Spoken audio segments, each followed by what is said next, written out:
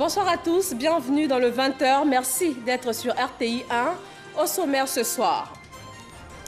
Les assemblées de printemps de la Banque mondiale et du Fonds monétaire international FMI. Le groupe de la Banque mondiale annonce une hausse de 20% du niveau de prêt qu'il accorde à la Côte d'Ivoire. Journée mondiale de la Terre, les populations du monde sont sensibilisées à la préservation de l'environnement et des forêts. Dans la commune de Yopougon, un planting d'arbres a été initié dans la forêt d'Anguédédou. Le vote pour le premier tour de l'élection présidentielle française a débuté aujourd'hui samedi en Outre-mer. Moins d'1 million de votants français sur les 47 millions enregistrés ont participé au scrutin en avance. Et puis le processus économique de la Côte d'Ivoire, la zone franc, la marche vers l'émergence, autant de sujets qui sont évoqués par le ministre Awan Doli Théophile dans une œuvre qu'il a baptisée Le réveil de l'éléphant d'Afrique. La présentation du livre tout à l'heure dans ce journal. Merci d'être avec nous sur RTI 1 ce samedi 22 avril. Appelé autrefois Hôtel du Gouverneur, il est depuis 1980 le Musée national du costume. Situé dans la ville de Grand-Bassam, dans le sud de la Côte d'Ivoire, le Musée national du costume a été créé par Bernard Belin Dadier. Il est chargé de la conservation des collections nationales des costumes, de l'organisation et du développement de toute recherche intéressant l'art vestimentaire en Côte d'Ivoire. Et c'est de cela que nous parlerons dans la page culture de ce soir. Et nous recevons le directeur du Musée national, M. Tizier Bikofi. Bonsoir, M. Tizier. Bonsoir, madame. Alors, à tout à l'heure. Merci. Assemblée de printemps de la Banque mondiale et du FMI à Washington. Le groupe de la Banque mondiale se dit prêt à contribuer au budget de la Côte d'Ivoire et en plus à relever son niveau de prêt de 20%. Également, d'autres structures du groupe annoncent leur appui pour la réalisation de grands projets et pour le soutien des petites et moyennes entreprises PME. Adama Koné, envoyé spécial à Washington. Premier ministre Amadou Gon Coulibaly. À ses côtés, les ministres Abdourahmane Sissé, Adama Koné, Thierry Tano, Nialé Kaba, Isaac Dey et l'ambassadeur de Côte d'Ivoire aux États-Unis, Daouda Diabaté. En face, le vice-président de la Banque mondiale région Afrique, Mactar Diop, entouré de ses collaborateurs. La délégation ivoirienne frappe à toutes les portes de l'économie et de la haute finance. Elle dépose sur la table une préoccupation majeure. Il est bon que nous ayons des projets importants et structurants pour l'économie ivoirienne. Qu'on n'ait pas à saupoudrer les ressources de la banque sur de petits projets, en dehors du coût que ça représente en termes de gestion, mais ça peut ne pas impacter comme nous voulons l'économie ivoirienne. Donc souhaiter un appui budgétaire au niveau de la banque qui soit à la mesure du déficit tel que nous l'avons pour 2017. Et nous avons eu la dernière mission du fonds qui nous a permis de nous accorder de manière définitive sur le profil du déficit de 2017 à 2019. L'exercice est concluant. Après plus d'une heure d'échange, la Banque mondiale annonce que la Côte d'Ivoire peut se présenter à son guichet et pour cause. Les performances de la Côte d'Ivoire ont justifié cet appui de la communauté internationale. Cela s'est traduit par une augmentation de l'allocation IDA pour le cycle 18 de 21%. Nous allons passer de 600 millions de dollars qui était l'allocation IDA de la Côte d'Ivoire au cours des 3 dernières années à une allocation de 720 millions de dollars. Nous sommes également entretenus sur les appuis budgétaires que nous allons apporter à la Côte d'Ivoire. Le montant définitif n'a pas été arrêté, mais cela devrait se situer entre 100 millions de dollars ou 125 millions de dollars. La détermination de maximiser chaque instant de sa présence aux assemblées de printemps de la Banque mondiale et du FMI pour renforcer l'estime de la Côte d'Ivoire auprès des bailleurs de fonds conduit le Premier ministre au siège de la Société financière internationale, SFI. Là, il est question de donner une bouffée d'oxygène financière nécessaire aux petites et moyennes entreprises. Au niveau des PME, on a tous les deux reconnu qu'en effet il y avait un besoin de financement des PME et que côté AFC, on est prêt à travailler avec les banques locales. La façon dont on travaille, c'est à travers les banques locales. Troisième étape de cette matinée au pas de course, retour au siège de la Banque mondiale. Au programme, audience avec le vice-président exécutif de la MIGA, un autre guichet du groupe de la Banque mondiale. Nous soutenons le secteur d'énergie et le secteur d'infrastructure et on a surtout soutenu le pont HKB, le pont Henri Konan-Bédier, et elle aimera bien d'autres secteurs dans lesquels nous pourrons intervenir dans le futur.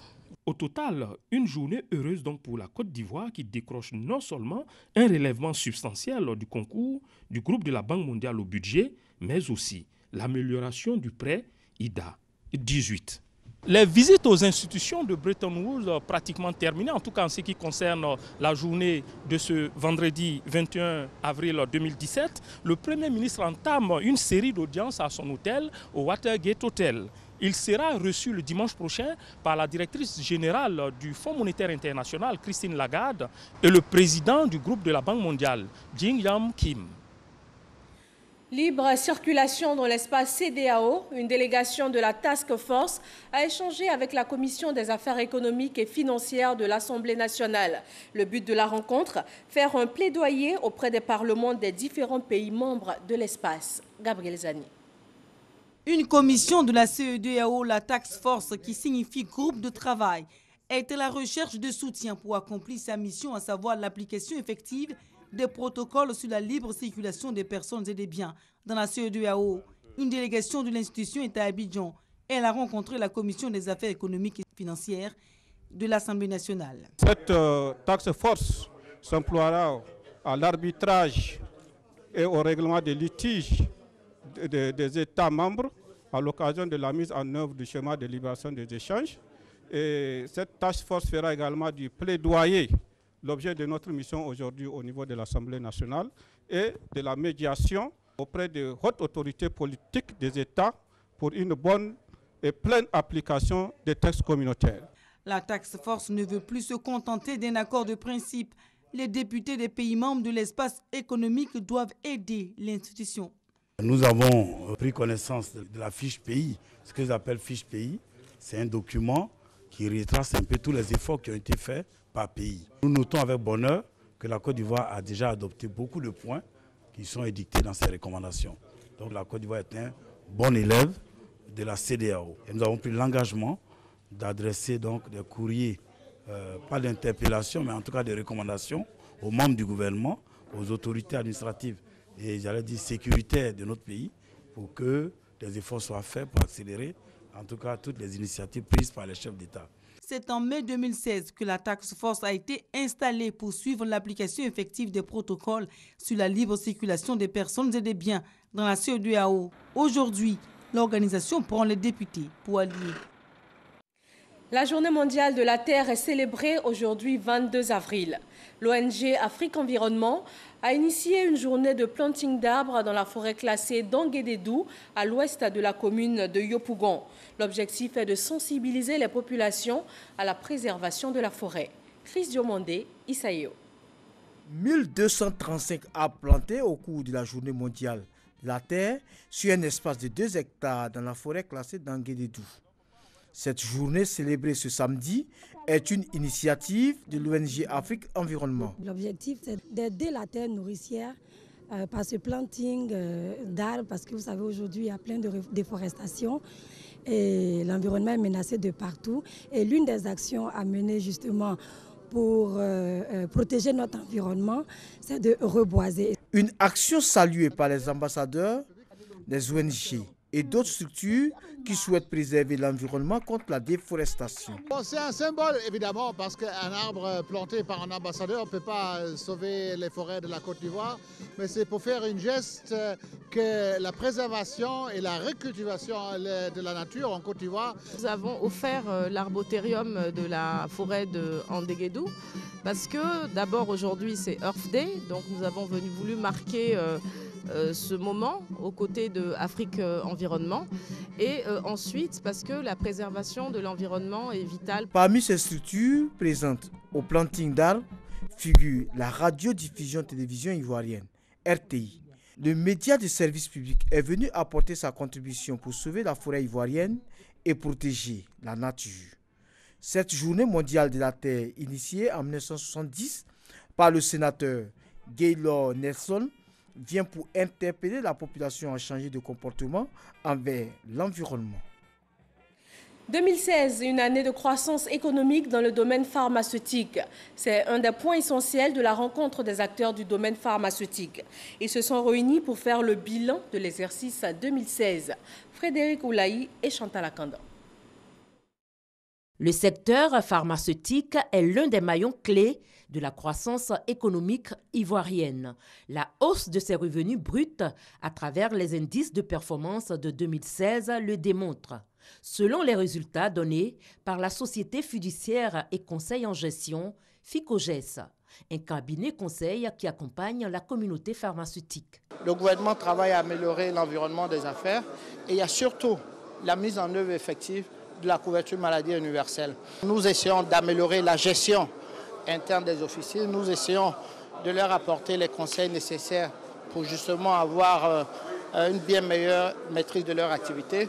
Cela permettra à un plus grand nombre d'Ivoiriens d'accéder aux soins de santé et corrélativement aux médicaments. Pour la ministre Raymond Goudou Kofi, la réussite de la nouvelle politique du système de santé implique tous les acteurs du secteur. Aussi, leur a-t-elle lancé un appel les invitant à se mettre ensemble pour créer des spécialités d'industrie pharmaceutique nationale. Le secteur pharmaceutique présente des spécificités en raison de l'imbrication étroite d'objectifs sociaux de santé publique et de nécessités commerciales liées à toute activité industrielle dans un environnement concurrentiel.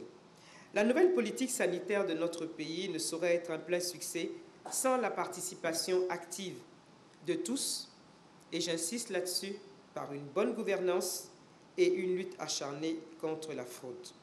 Cette rencontre a mis l'accent sur les performances du secteur pharmaceutique, levier et impact de la couverture universelle. Le DG de FICOGES estime que les perspectives du secteur sont encourageantes et connaîtront une évolution qui permettra un regain de l'activité pharmaceutique. Sur la scène politique ivoirienne, les membres du RDR, candidats sous la bannière indépendante lors des législatives 2016, avaient été sanctionnés par le parti pour indiscipline. Depuis vendredi, les sanctions ont été levées. Une centaine de militants étaient concernés. Sidonie Davila. La direction du Rassemblement des Républicains, RDR, a décidé de lever la sanction disciplinaire qui frappait ses militants, candidats indépendants aux dernières législatives. Après leurs excuses, la direction du parti veut leur accorder une seconde chance. Un parti ne peut pas être fort sans discipline. Un parti ne peut pas être fort sans respect des textes. Ce qui nous lie doit être toujours au-dessus de ce qui peut nous diviser. Nous devions toujours pardonner. Pardonner pour nous rassembler. Retour à la case donc pour ces ex-candidats indépendants réhabilités dans leurs droits de militants. Le Rassemblement des Républicains démontre sa hauteur de vue et amène tous les fils à la maison pour le bien-être du parti. Nous partons tous régaillardis pour l'intérêt du parti et rendre notre parti encore plus fort que jamais.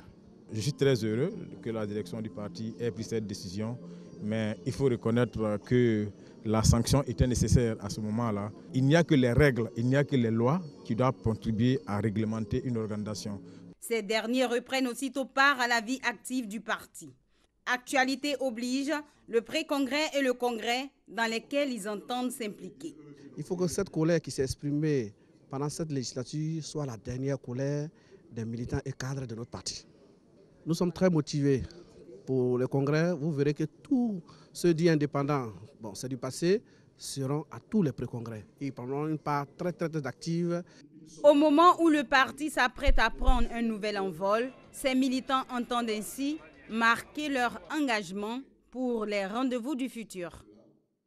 Et au nombre de ces rendez-vous du futur, les pré-congrès et 3e congrès du Rassemblement des Républicains, RDR. Le président du comité d'organisation a reçu les femmes militantes et sympathisantes du parti.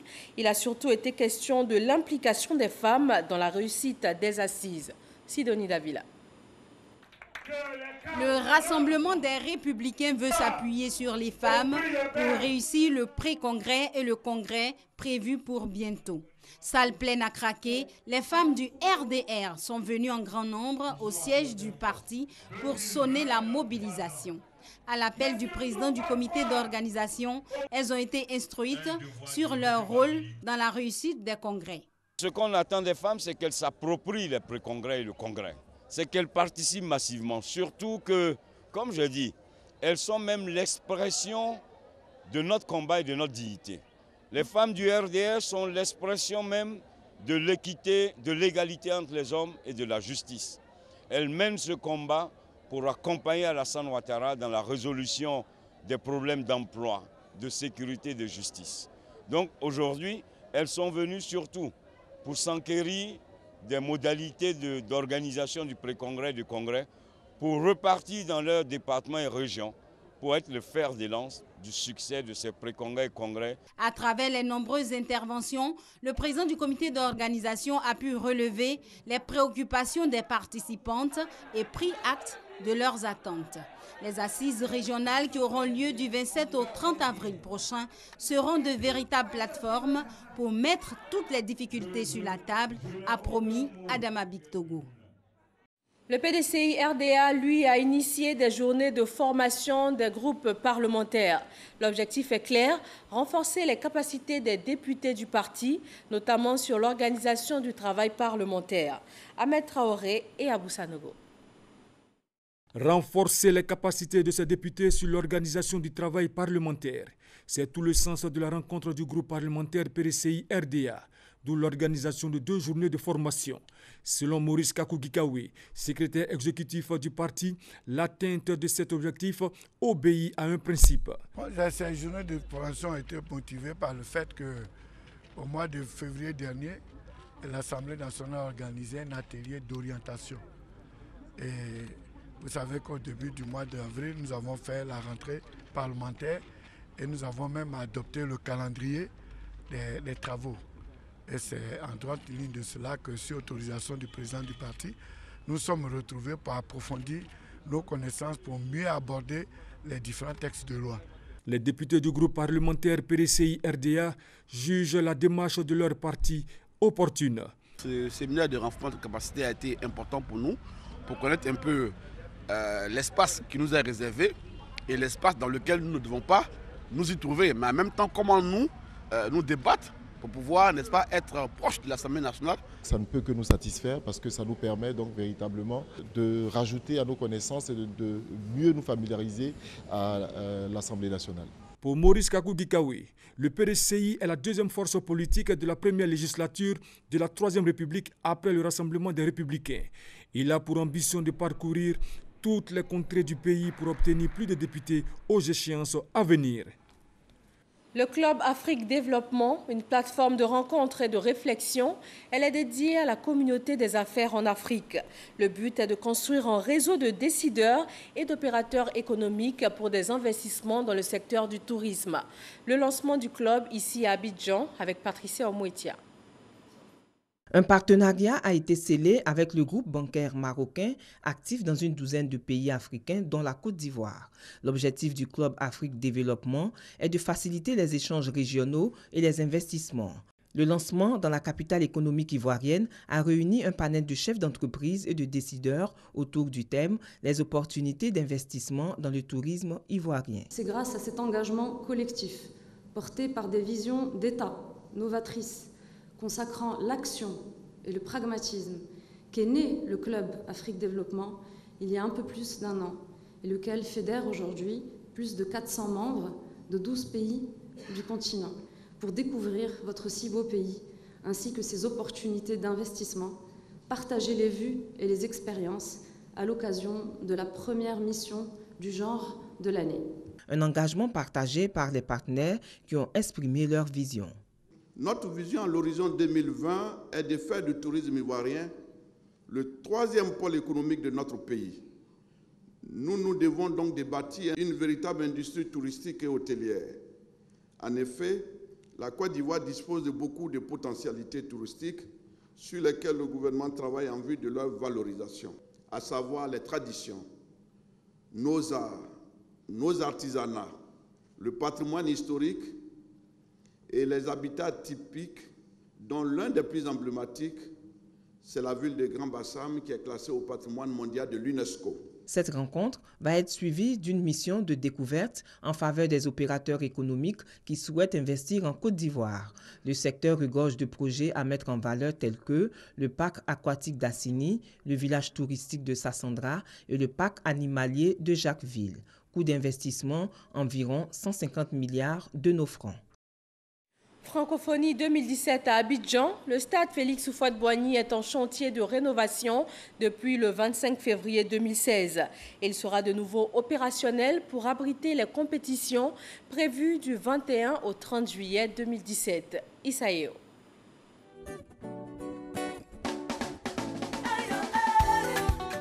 À 3 mois des Jeux de la francophonie, le taux de rénovation du stade Félix Houphouët-Boigny s'élève à 98%. Des salons VIP à l'installation des tableaux d'affichage, en passant par les travaux de planting. Tout est programmé pour tenir les délais de livraison. Au niveau de la pelouse du stade Houphouët-Boigny, tout le tapis est en place. Il faut laisser maintenant la pelouse vivre normalement pour faire émerger l'épaisseur attendue. Et nous pensons que dans cette saison de pluie qui a déjà commencé d'ailleurs, de façon prématurée, la pelouse va retrouver rapidement ses vraies dimensions et nous avons bon espoir pour cela. Peintres, électroniciens, tapissiers et autres s'emploient de jour comme de nuit pour que le lancer de javelot et les pistes d'athlétisme respectent les normes internationales. Le travail a été fait méticuleusement. Nous avons d'abord un tapis de base qui a été travaillé méticuleusement et nous avons recorrigé, nous avons revérifié et tous les petits détails ont été passés au peigne fin et la couche de base est bonne, même très bonne. Nous sommes en train de poser la résine en superficie et là, vous-même vous voyez qu'on a fait le tiers, plus que le tiers, près de 40% de la piste. Le reste, c'est une question de temps. Je pense qu'on va finir avant la fin du mois et le stade Houphouët-Boigny sera prêt.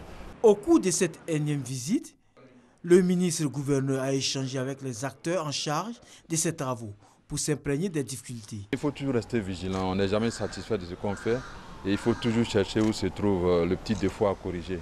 C'est pourquoi nous sommes souvent sur les chantiers par surprise, et de manière à voir avec les techniciens les derniers efforts qu'il faut réaliser pour que la Côte d'Ivoire respecte entièrement ses engagements. Robert Beugrimambé a aussi assuré les 80 États membres de l'Organisation internationale de la francophonie, OIF, de la volonté de la Côte d'Ivoire à respecter le cahier des charges de ces Jeux.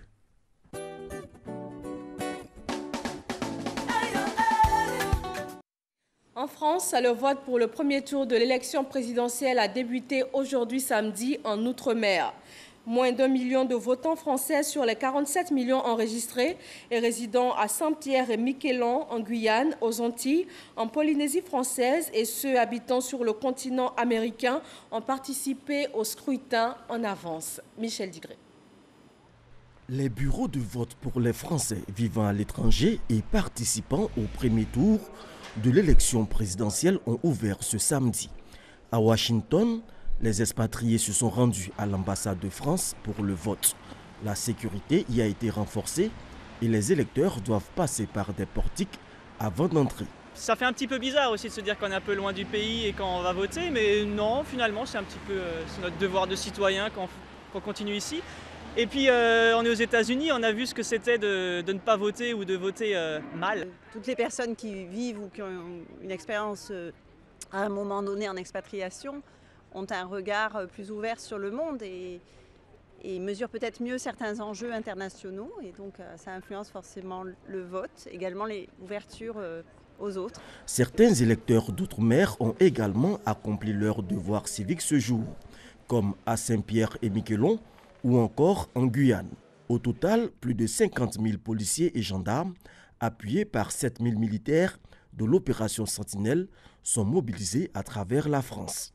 C'est la première fois qu'une présidentielle se déroule sous état d'urgence en vigueur depuis les attentats du 13 novembre 2015. Le réveil de l'éléphant d'Afrique, c'est un ouvrage qui vient d'être présenté au grand public ivoirien. L'auteur, le ministre Awandoli Théophile, porte un regard sur le processus économique de la Côte d'Ivoire. Il aborde aussi la question de la zone franc, un sujet particulièrement d'actualité. La présentation de l'œuvre avec Jérôme Kofi Abola. Awandoli, dans son ouvrage, fait un clin d'œil sur le franc CFA. Il a démontré très clairement que le franc CFA, contrairement à ce qui se dit, n'est pas spécialement avantageux pour l'État de la France. Au contraire, c'est un instrument de stabilisation de notre monnaie. Et comme vous savez, la monnaie est le reflet de l'économie. Et avoir donc une monnaie relativement bonne garantit une bonne évolution de nos économies respectives. Et en cela, il a eu le mérite de prendre position. Et cette position, nous la respectons. Après les explications claires et nettes que le ministre Awandoli Théophile a données à propos de l'intérêt du franc CFA pour les pays africains, je crois qu'il n'y a plus rien à ajouter. Je suis tout à fait d'accord avec son point de vue. C'est l'avis d'un spécialiste, d'un éclairé, et je crois qu'il est important que les pays africains suivent cette voie-là.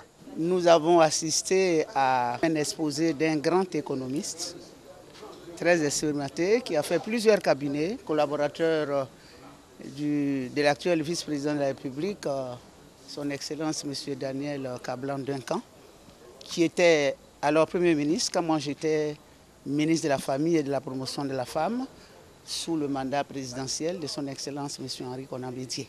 Le programme de l'éléphant d'Afrique était notre programme.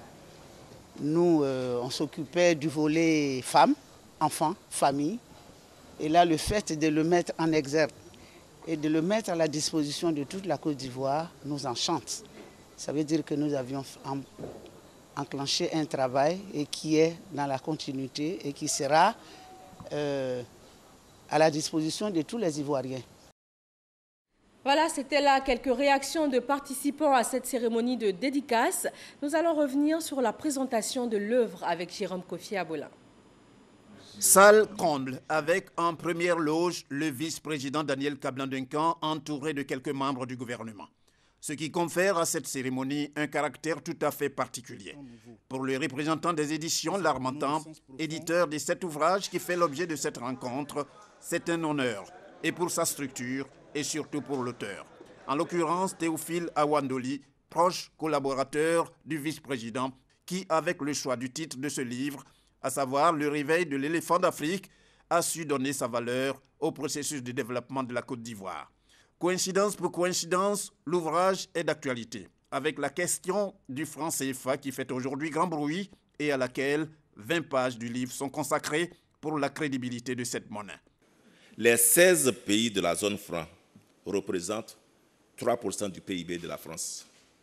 Et en réalité, le compte d'opération est un compte de garantie. Le Trésor français, en garantissant à 100% la convertibilité du franc CFA, demande légitimement qu'une partie des réserves de change des pays concernés soit logée chez lui. Mais en plus, comme j'ai dit, toutes les banques du monde le font. Quand vous voulez faire une importation ou une exportation, ce n'est qu'un mécanisme bancaire, un simple mécanisme bancaire qui n'a pas d'arrière-pensée politique. Le vice-président Daniel Kablan-Duncan, parrain de cette cérémonie, s'est félicité de l'excellent travail de l'auteur avec les 526 pages que constituent les 2 tomes de l'ouvrage. Je me réjouis que l'ouvrage que vient de nous être présenté porte sur l'histoire économique de notre pays, une histoire dont nous pouvons être fiers, malgré effectivement les soubresauts que notre pays a connus depuis son indépendance. Cette histoire économique, retracée fidèlement par le ministre Awandoli, porte notamment et successivement l'empreinte de l'illustre père fondateur de la Côte d'Ivoire moderne, le président Félix Houphouët-Boigny, dont nous reconnaissons tous la sagesse, la clairvoyance dans les prises de décision, puis celle du président Henri Konan Bédié, qui a géré avec succès la dévaluation du franc CFA intervenue en janvier 1994. Et aujourd'hui, la grande marque du président de la République, son Excellence M. Alassane Ouattara, qui ambitionne et qui est en train d'ailleurs de transformer notre pays en un pays émergent à l'horizon 2020. Outre la présentation du livre à travers les différentes allocutions, la dédicace par l'auteur pour un certain nombre d'acquéreurs sur place et autres séances de photos représentent les temps forts de cette cérémonie. Direction la ville de Beaunois pour le premier week-end du Popo Carnaval. Cet événement culturel et touristique attire des milliers de visiteurs venus s'imprégner de l'ambiance et découvrir les nombreuses curiosités. La 3e édition s'est ouverte le 15 et prend fin le 29 avril prochain. Serge Coléa. Vendredi 21 avril, il est 15 h, nous quittons Abidjan. Direction Beaunois, objectif, goûter aux délices du premier week-end du Popo Carnaval. Sur place, la ville de l'Anana a revêtu les couleurs du carnaval. Pas besoin de guide pour se retrouver. Beaunois vit au rythme de la fête. Le site dédié à l'événement accueille les fêtards en début de soirée. Ce soir, je viens me distraire un peu à madame. Je suis à Beaunois, ça fait 4 ans, donc je suis un habitué du Popo. Cette année, j'ai prévu fêter, faire une grande découverte avec ma chérie ici présente. Le parc à Mplossoué se présente sous forme de stand disposé en plusieurs compartiments. Commerçants de gadgets Popo, tenues vestimentaires, espaces artisans, petites et moyennes entreprises et auto-opérateurs proposent leurs produits. 20h31. Ce soir, la page culture s'intéresse essentiellement aux costumes et nous en parlons avec M. Tizier Bikofi. Il est le directeur du Musée national du costume depuis 2010. Rebonsoir M. Tizier. Bonsoir madame. Alors avant de démarrer l'entretien, nous allons découvrir en images le Musée national du costume que vous dirigez à Grand-Bassam. Merci. Le bâtiment est imposant. Il inspirait la crainte entre 1893 et 1902. Ici ont vécu plusieurs gouverneurs, dont le célèbre Louis-Gustave Binger, jusqu'en 1896. Le palais du gouverneur sera abandonné après la délocalisation de la capitale Grand-Bassam à Bingéville en 1900, puis transformé le 30 avril 1981 en musée du costume par la volonté du ministre des Affaires culturelles de l'époque, Bernard Dadier. Le musée national du costume, fermé, puis ouvert en 2004, souffrira de l'effet corrosif du sel marin, la mer étant située à quelques mètres. Depuis 2008, une thématique, regard pluriel, c'est un tableau multiforme de l'art vestimentaire traditionnel et culturel des peuples de Côte d'Ivoire. Mais surtout, depuis avril 2017, une nouvelle exposition permanente sur une thématique voit le jour. C'est le costume nous parle. Chaque salle a été organisée autour d'un thème spécifique. Nous sommes ici dans la salle des icônes, comme il dit, c'est-à-dire la salle des rois et des chefs, en tout cas des tenues symboliques pour les chefs et les rois, etc. Dans d'autres salles, il y a la salle de la spiritualité. Les tenues royales Nzima Kotoko du sud, le Bunamassa de l'est, le Hamaka royal d'Abengourou, entre autres. De plus, un espace de spiritualité organisé autour d'institutions initiatiques traditionnelles. Il y a aussi l'habitat traditionnel, le Soukala Lobby par exemple, des objets usuels, certains plus intimistes, tels les manuscrits originaux et des reliques anthropologiques du regretté philosophe Jean-Marie Adiafi. En somme, un vernissage bien apprécié par les visiteurs. Avec le temps, ça permet aux gens de toujours retourner vers la tradition. Ça perpétue un peu les niveaux vestimentaires de chaque peuple. Pour moi, c'est une bonne chose. Un pan de l'histoire à préserver donc. Illustration, la révolte des abbés et la capture du chef rebelle Baouli Nana Akafou, immortalisée. Quelques 1300 pièces muséales conservées et numérisée. Elle est donc bien loin l'époque où le musée du costume conservait, pour ne pas dire contenait difficilement sa peine, même s'il y a encore d'énormes besoins et des difficultés. Le costume nous parle, Monsieur Tizier, nous venons de le voir, c'est le nom de l'exposition qui vient d'être montée. Mais pour mieux comprendre ce que le costume nous dit, il faut d'abord savoir ce que c'est. Est-ce que quand on parle de costume, il s'agit des tenues que nous arborons au quotidien ou bien forcément des tenues d'avant, comme on va dire de l'ancien temps? Merci beaucoup. Et avant tout propos, je voudrais témoigner ma reconnaissance à Monsieur le directeur général de la RTI et celle de Monsieur le ministre de la Culture et de la Francophonie, Monsieur Maurice Kwaku Bandama, pour nous donner l'opportunité de parler de l'institution dont nous avons la charge. Merci à vous. Alors, on va définir le costume. Le costume, en fait, c'est le mode d'habillement d'une société donnée, d'une communauté. Et donc, c'est simple, cela, comme définition. Alors, quelle est la garde-robe, on va dire, du Musée national du costume en termes de costumes ivoiriens? Quelles sont les collections que vous avez là-bas sur place? Les collections que nous avons, comme nous parlons du Musée national du costume, donc ce sont des costumes de toutes les aires culturelles dont nous faisons l'acquisition et c'est ce qu'on retrouve au Musée national du costume de Grand-Bassam. Nous avons vu dans l'élément que vous aviez plus de 13 000 pièces sur place, c'est ça? Plutôt 1300. 1300 pièces. Alors, quels sont les principaux types de costumes parmi toutes ces 1300 pièces? Ah oui, il y a eu de nouvelles acquisitions et cela d'abord par rapport comment dire, à la déontologie muséale, mais beaucoup plus par la volonté de Monsieur le ministre de la Culture et de la Francophonie, qui a une autre ambition qui veut que le Musée national du costume soit plus dynamique. Et par rapport à cela, nous sommes en train de faire des acquisitions, telles que par exemple le costume des icônes, c'est-à-dire des personnes qui ont marqué l'histoire de la Côte d'Ivoire dans tous les domaines d'activité. Et là, par exemple, nous avons le costume du roi de Nzima, costume et accessoires. Nous avons le costume du roi de Bouna Diakroni II. Nous avons le costume du célèbre styliste Alpha Sidibé. Et nous avons aussi le costume du grand écrivain Adiafi. Voilà par exemple des costumes que nous avons et beaucoup plus. Et comme vous l'avez dit, ça, ce sont des acquisitions récentes. Les plus vieux costumes que vous avez, de quand est-ce qu'ils datent? Les plus vieux costumes datent de plus de 50 ans, voire 100 ans, parce que ce sont des costumes.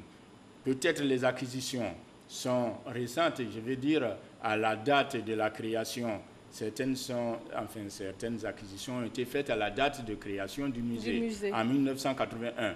Mais cela ne veut pas dire que ces costumes, je veux dire, c'est des costumes qui datent d'avant cette date. Donc, nous avons des costumes de plus de 50 ans, 60 ans, voire 100 ans. Alors, ces costumes qui sont vraiment d'époque, quelle est leur importance pour l'histoire, pour la culture du pays? Oui, c'est vraiment important, en ce sens que dans un secteur d'activité tel que le costume, elle doit être, enfin, cette activité, enfin, je veux dire, le costume doit être dynamique. Le costume doit être dynamique. Et donc, mais quand on avance, il faut toujours regarder en arrière. Et j'ai un professeur qui disait chaque fois que l'ancienne natte, enfin la nouvelle natte plutôt, se tresse sur l'ancienne natte. Donc, je veux dire, quand on est en train d'avancer et qu'on ne regarde pas derrière et qu'on veut avancer, je pense que ce n'est pas toujours évident. Parce qu'il faut avoir un repère, une référence. Et donc, nous avons, comme je le disais en définissant le costume, c'est le mode d'habillement d'une société. Nous avons notre façon de nous habiller et nous ne devrons pas l'oublier. Même s'il doit avoir une dynamique en la matière. Alors, ça doit être une référence, ça doit être un repère pour les Ivoiriens. Est-ce que ces Ivoiriens s'intéressent véritablement à ce pan de leur histoire? Est-ce qu'ils viennent vers vous au musée? Ah oui. Je vais vous donner un exemple. Cette année, par exemple, non pas cette année, l'année dernière, 2016, il y a eu près de 18 810 visiteurs. Et allez-y. En individuel, il y a eu environ 5 000 visiteurs. Et là-dessus, je veux dire, les non-ivoiriens, on les dénombre 2500 par là, 2400, 2500, et les Ivoiriens, 2300 et beaucoup plus. Équilibré alors, oui, donc ça veut dire que l'intérêt national est... Tout à fait, pour dire que les Ivoiriens s'intéressent à leur patrimoine. Alors rapidement, pour terminer, M. Tizier, la tenue que vous portez, pourrez-vous la décrypter? Ah oui, la tenue que je porte, c'est le kamandjé. C'est un pagne de valeur au pays gourou. Et ce costume que vous voyez, par exemple, il y a la lame. Voilà une représentation, la lame. Et cette lame représente l'ambivalence. Et l'ambivalence doit être la qualité d'un chef. Un chef, il doit être, je vais dire, sévère quand la situation l'exige, et il doit être magnanime. Quand ça doit l'être. Merci, M. Tizier. Ça n'ira pas. Non, pas du tout. Merci beaucoup, M. Tizier Bikofi, directeur du Musée national du costume. Merci à vous tous de nous avoir suivis. C'est la fin de ce journal. Bonsoir aux habitants de Lakota, dans la région du Sud-Bandaman, à l'ouest du pays. En langue locale, Lakota vient du mot Dida Lokoda, qui signifie « il y a des éléphants ici ». Excellente soirée à tous et à demain, 13h.